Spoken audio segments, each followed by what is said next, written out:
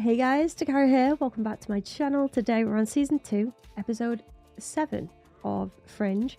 The last one we had Broyles sort of getting threatened at the end there. He's touching in or tapping into situations they'd rather him not be placed. So he's been warned off. Whether he'll take that advice or not, doubtful. But you never know.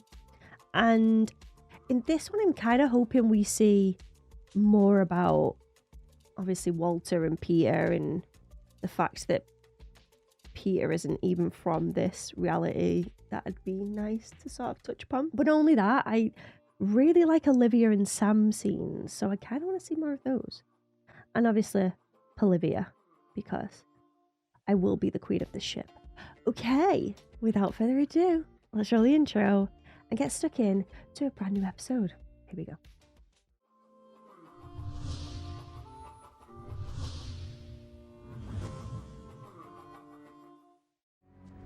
Get out of the car! Hands on your head! This is Officer Williams. Hostage appears on hall. Why do I recognize the kid? You okay? You have no idea what you're dealing with. That's the kid from Shameless, isn't it? Obviously, is grown up now. And he lost his gifts, I think, because it looks as though he's got a gift. Gibson!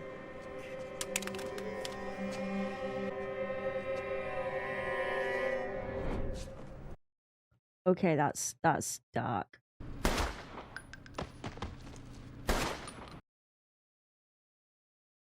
Mind control?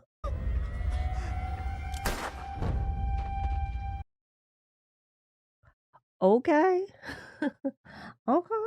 Walter, remember that conversation we had about personal space? I'm bored. Walter, hypnosis can't make you do anything that you don't want to do. He wanted to say more there. The Aerospace Division of Master Dynamic. I already have a call into Nina Sharp. Nina? Again?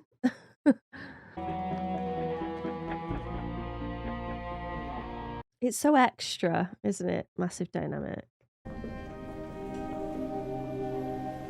Bit different to your lab, eh? The screen in the elevator said there were 73 laboratories. Is that right? Yes. It's amazing. Hey, Peter. I mean, Walter. Tyler and I don't talk much. I just figured it's because of his age. I guess that's just an excuse, isn't it? Oh, Nina looks concerned here. So what did the kidnappers say? Just to wait for further instruction. If I lose him, I don't know what I'd do. I want to know about Peter's mum. Like, they're so secretive about her. And that looked like it triggered him. Did you know that I once shared a laboratory with William Bell? You might have mentioned that once or twice. Oh, he's feeling insecure. You know, he introduced me to her, To whom? your mother. Here we go. It's her idea, you know, that Ellie and I would one day form a company together. I am desperate for a scene with Walter and William Bell. Like, I really, really want that. Or maybe like a flashback even. Give me all the cash in the register. You don't even have a gun. Just do it before somebody gets hurt. Is there gonna be a problem here? God, he looks like Stone Cold Steve Austin. You really don't want to get involved in this. I think I just did. Oh, not the coffee. Not over your bald head. No.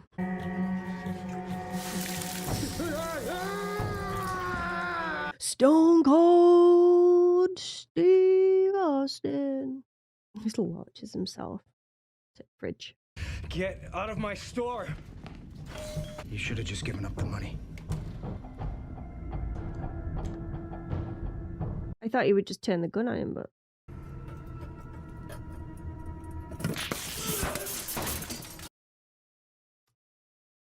See, this to me says that he's enjoying it. Because if it was just to save someone else, it'd be like, just turn the gun on him and go. But he's coming up with like these weird scenarios with the coffee and the key in the plug. So why doesn't he run? He could just make a break for it. It's far too soon for Stockholm Syndrome to have kicked in. Hypnotic suggestion. Sure, but then they could just get the clerk to give him the cash. Why all the carnage? Yeah, literally. They each made a sale that morning, took one of his loaner cars out for lunch, and never came back. Okay. Bye. Bye, Boreals. Think they could be spies? Maybe they're hiding out in plain sight. I mean, the kid doesn't talk to his dad. He's not got a good relationship with his dad. There's something more there. Truthfully, I don't really spend a lot of time thinking about what human brains would taste like. Why did you ask? It's hilarious. I suspect there might be lesions on the brain. There's always one scene in this. Always one gross scene. Every episode right now. This is not hypnosis, it is mind control. Oh, that's what I said. Actual trauma. The result of conflicting neural impulses. Is that what killed them? Oh, no. The bullet took care of that. The way he laughs at that. Through the cochlear nerve. You mean sound? Yes, an auditory trance. Even if we find out where they are, nobody can get near them as long as they have this talent. Shouldn't we do something? Dr. Carson, I have my very best agents on the case. That he does. Hello? Dad? It's me. Tyler, are you okay? Just give them what they want. Please, listen, I'll do anything you need. Anything. $2 million unmarked bills. Excuse me? Newark Airport, 5 p.m. If you're even a minute late, your son dies. No, please, listen. They want something else. They took your son for a reason. So what now? Does he not know? Black sheep, wool. Yes, sir. He just muttered something about my childhood. Is he going to know this, though? Is he going to remember it? He doesn't look like he does. The boy's safety comes first. This is exciting. You think the FBI will ever give me a gun? Absolutely not. No. You've been given a set of audio dampening earphones like this. Do not remove them under any circumstances. If you do, you may die a gruesome and horrible death. God. Peter's literally just like in disbelief. He's like, oh, Walter White. Have a lovely day though, guys. Hopefully you don't die a horrible and grisly death. Negative on my end too. All units move! Move!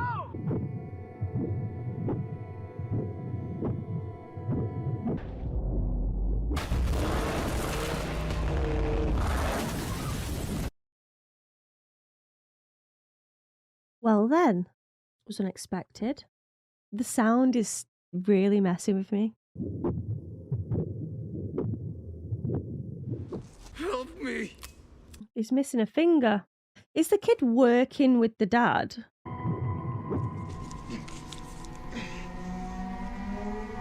You can lose the stupid headphones. They don't work. Uh-oh. Olivia? Agent Dunn? Where is he? So the kid's on his own then. Has anyone seen Peter Bishop? I told you. We were the hostages in that car. Tyler Carson wanted you to kidnap him. He made me do it when I tried to get away. And that friend of yours you keep talking about, you better pray he's not with that kid. Oh gosh. This is going to put a halt on Olivia, guys. Yeah, your father's worried about you. Awesome. Yeah, so I got it wrong. He's not actually with his dad. The son of one of your top scientists can control people's minds? Surely that's not a coincidence. Dr. Carson works in aerospace, but in one of his projects, he's been collaborating with the pharmaceutical division. See, Nina just hands it over as well. She just hands the info over. Electrodes in the pilot's helmet are picking up on his thought patterns. Ah. The pilot has been given a pharmaceutical enhancement, a drug to amplify his brainwaves. And as the kid took these... I took some samples home for further research. Tyler might have found them. Do you really think that you're the first kid whose father didn't think he was good enough or smart enough? Take a number.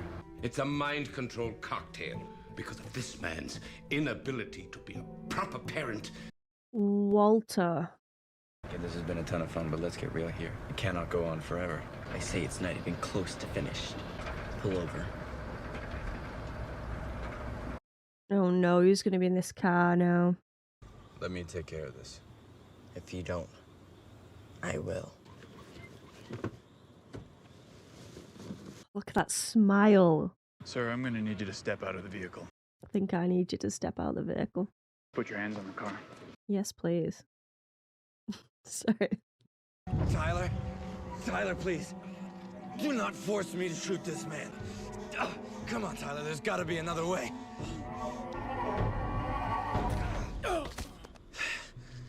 Something like that? I mean, better.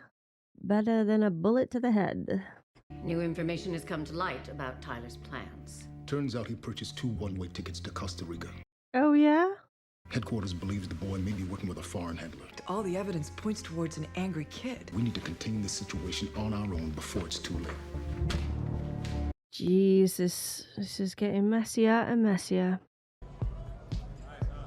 This was a good idea. Yeah, I was 15 once too.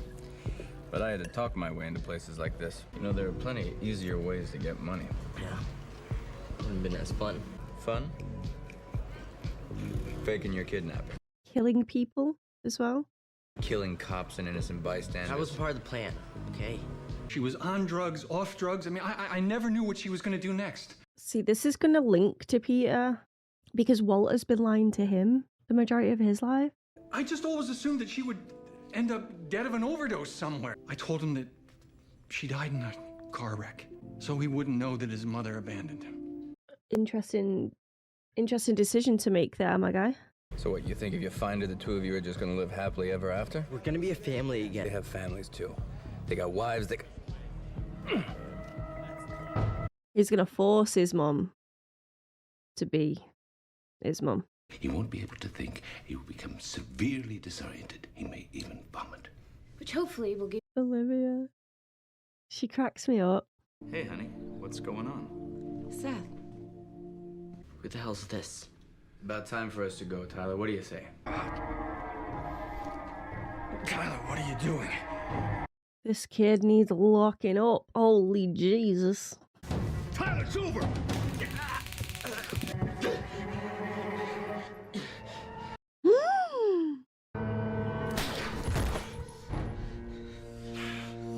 We're out of here. Oh no. Oh no. Oh no, no, no, no. He told Peter, go after them. The bullet went clean through and I said go. Yes, sir. Just a flesh wound, guys. Just a flesh wound.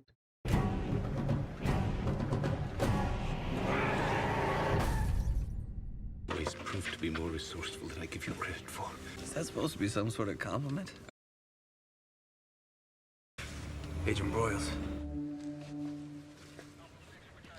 Oh, thank God they didn't make me sob there. I was ready. You're gonna hold this over my head for a long time, aren't you? Somehow you'll make it up to me. How many do you want? I'm not hungry. I don't need any crepes. Oh, don't be ridiculous. Crepes are the best. They're called crepes. I've been saying it wrong my whole life. Whenever your mother made them, you called them creeps. Drove her batty. Do we get to know more about Peter's mom? You were right. Mind control is possible, given the right conditions. Despite the unfortunate circumstances, we can consider the project a success. Warmest regards, Nina. Nina. Okay.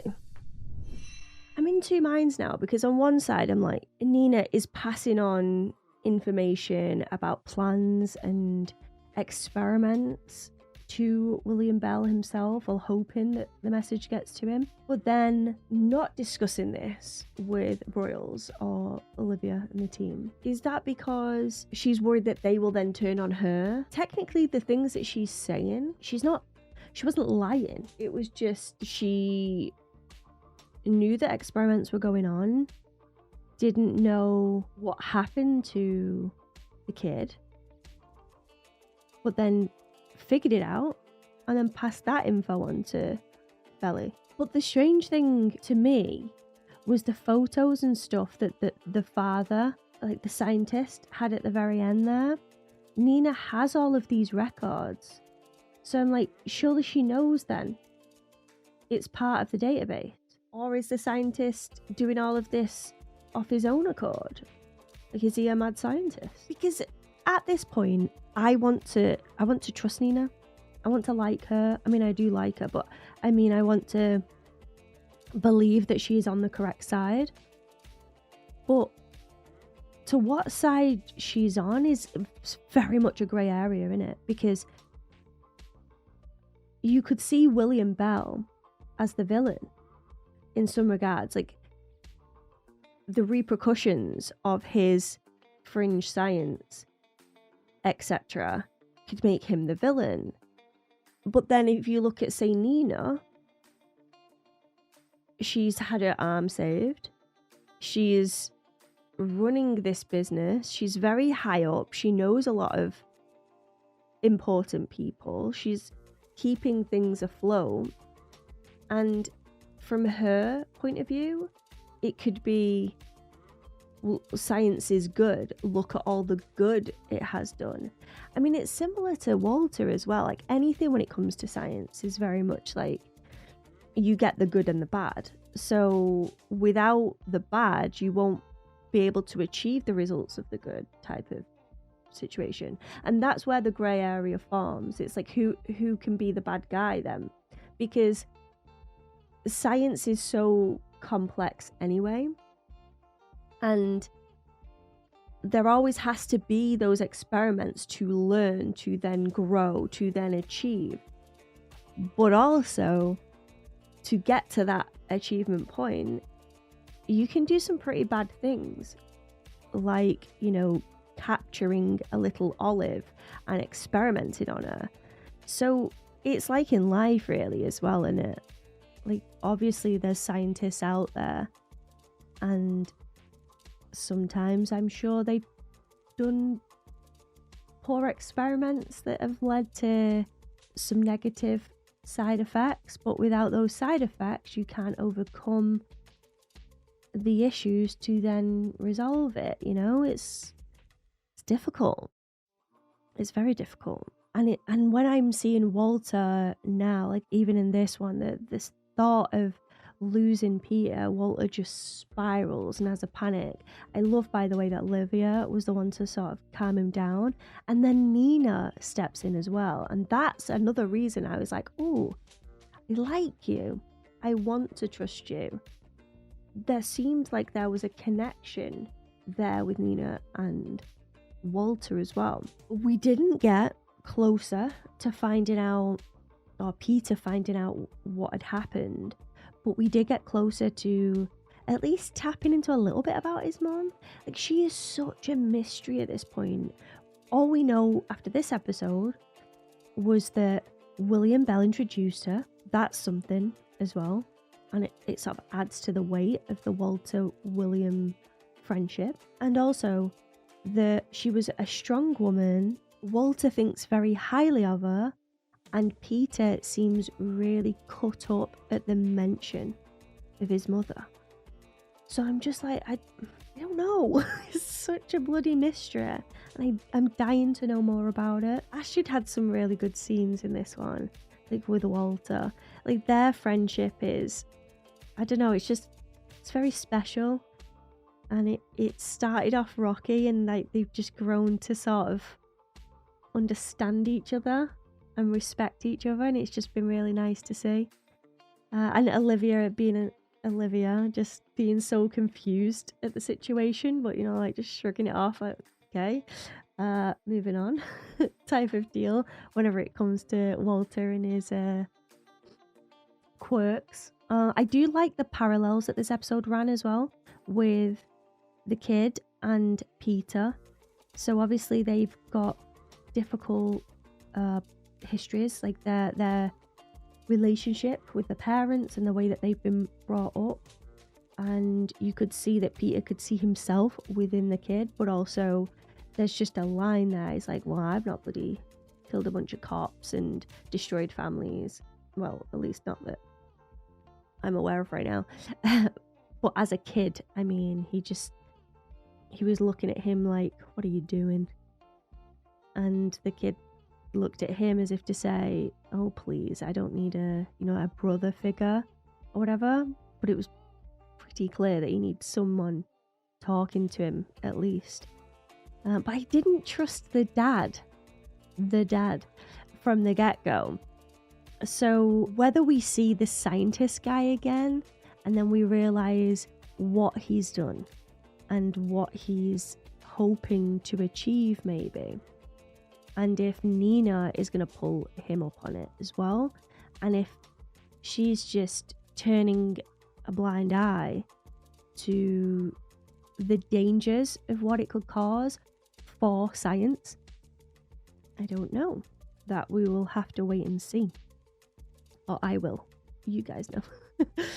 I think as well with Peter not finding out about him not actually being in the right reality, I'm kind of glad that we didn't get that in this episode. I know I sort of contradicted myself there because that's what I wanted at the beginning. But going through this episode, I just don't think it would have fit right. I'm kind of liking the little teases and like the slow burn of it all. And I think that I like that more because I'm thinking about Peter. Because if Peter just suddenly was smacked in the face with it, I think it would be harder for him to handle.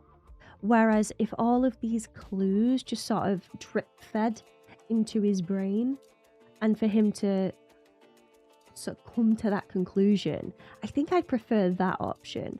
Again, I don't know what's going to happen. I just fear that if he does just suddenly find out, he's just going to freak out, as he would. I mean, he's going to freak out no matter what, but it would be easier if he put the pieces together than someone just blurting it out. I'm wondering after this episode if, because he's hinted at his mum, no, I don't know if that's... Yeah, I mean, maybe it's going to be the history of his mum that will link to the fact that he's in the wrong reality.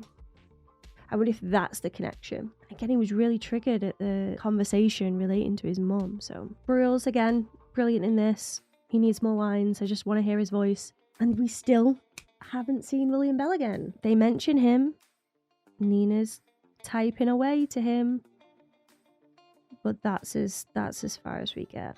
I mean, I'm not surprised because obviously Leonard Nimoy, so I can't imagine him being in every episode. I don't know, I'm excited to just watch more though. Like, honestly, I cannot stress enough how much I'm enjoying the show. Like, it just sucks you right in. And it's not just the fringe science aspect. Obviously, that's cool. I like that aspect. But it's those characters and the twists and turns that the story takes. And like I say, they don't just like slam everything on you. It's these little moments that you just sort of like mental note for future reference. And then the fact that they kind of all link as well. Oh, it's brilliant. Highly recommend this show, guys. Highly recommend. I can't believe I haven't seen it sooner, to be honest, but we wouldn't be here right now.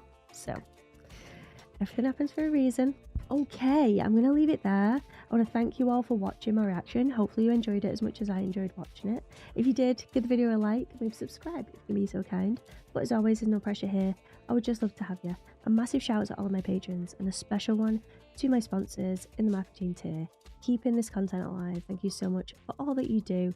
And guys, if you would like to join my Patreon, the links are in the description of this video. So all of these reactions are in their extended form over there, and I'm further ahead as well. So if it interests you, you want to sit down, have a coffee, watch some great TV with me, feel free. Okay, thank you so much for watching, and I hope to see you all again soon for the next one. Goodbye for now. And before we completely sign off, let's quickly take a comment from the DAT Pack. And today I've chosen Newman, and they say, oh yeah, there's rewatchability for Fringe between trying to spot the observer, the X-ray cards, and all the foreshadowing. There are a lot of things to look out for. I will say though that every time I have attempted to rewatch, I get sucked in so much that I forget to look for those things. And that is like the biggest compliment for, you know, a creator of a TV show. Is one, rewatchability is so important, I think, for shows to really live on. And two, that even though you're aware of certain things within the show and you've seen the story so you know what happens, you're that sucked into the storytelling that you just, yeah, you're oblivious to those things. So even going in, like I've said it to myself every single time I watch an episode, I'm like, right, I did it just then. I'm like, yeah, I wonder if you can see The Observer today. And every episode, I'm like, by like 10 minutes in, I've forgotten anyway. I mean, 10 minutes is a push. 2 minutes. 2 minutes in it, and I'm already like, I've forgotten what I was doing. And yeah, it's a credit to the creators of the show. Well and truly, it's an incredible, incredible show. And I look forward to doing a rewatch. With me though, whenever I do rewatches, I like to leave massive chunks of time because my memory's garbage anyway. I sort of get that feeling of watching it for the first time, but having an inside look, if that makes sense.